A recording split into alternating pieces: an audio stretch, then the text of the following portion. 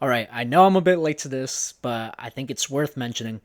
A Walgreens employee was just convicted of attacking a shoplifter back in March of this year, and here's the footage of what I'm referring to. 5, you can see a man police have identified as 30-year-old Larry Whitlock exit the Walgreens, chased out by a security guard, and a man police say was 45-year-old Walgreens employee Guang Hong. Police say Whitlock was shoplifting.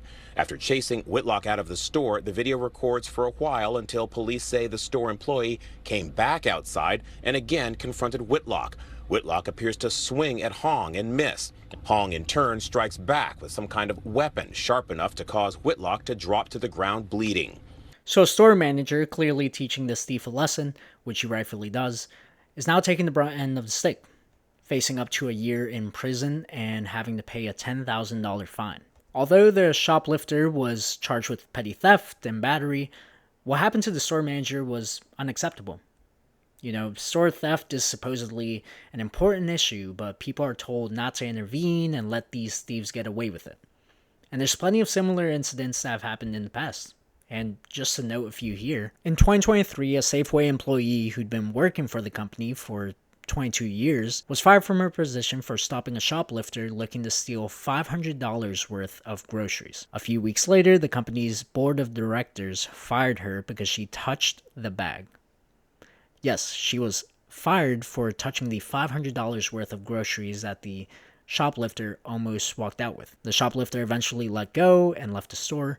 That story ended with the shoplifter leaving scot-free and Bays, the Safeway employee, unemployed. But fortunately, Bays was able to take Safeway to court. She won and now receives a $450 check in unemployment benefits. Now, another incident happened back in 2022 at another Walgreens where a regular customer, not an employee, named Kevin, took it upon himself to tackle and body slam a shoplifter just outside the store. The thief, while struggling on the ground, calls out for his buddy who pulls up in a getaway vehicle. Unsuccessful, the two thieves took off and Kevin was told by the police that he may be charged with assault. Now, there are no other reports as to whether he was or wasn't, but the matter still stands. There are plenty of other stories out there similar to this one, and I know regarding this most recent incident, a lot of people are saying, oh, it's just a shampoo bottle. What is that, like $6? Leave him be.